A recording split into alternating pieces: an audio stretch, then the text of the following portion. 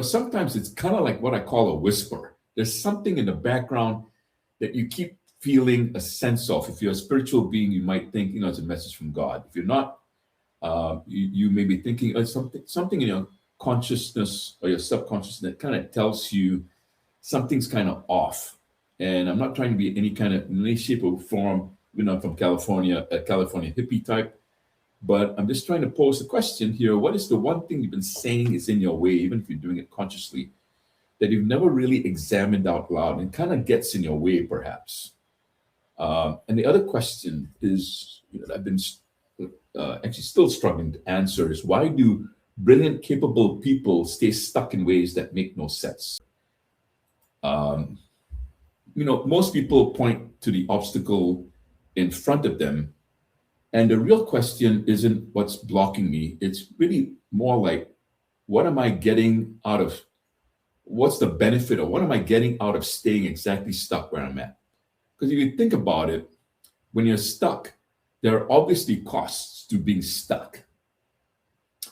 But if you continue to be stuck, there has to be some kind of payoff, you could say, for remaining exactly where you're at, right? You may feel like, wow, this is a lot of pain, struggling with money or struggling with the relationship that you have or the relationship you don't have, that you seek with your leadership team or with yourself or with other people. And so we want to start uncovering this what we call the noble disguise, and I'll explain this pretty soon. Okay. So what we think is in the way versus what's actually happening is what we want to start unconcealing, you could say.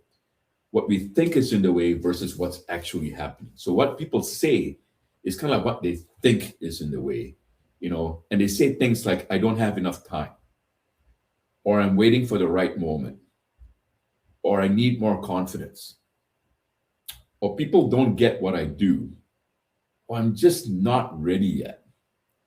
But what's happening is, you could say, a part of you built this obstacle, usually starting from a very young age, and it's designed to protect something.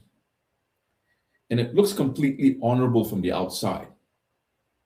And it may actually really be honorable. It's like it's something you created to protect something. It seems very honorable, but there are costs and payoffs. And it kind of limits your thinking and limits you and leaves you in a box, you could say.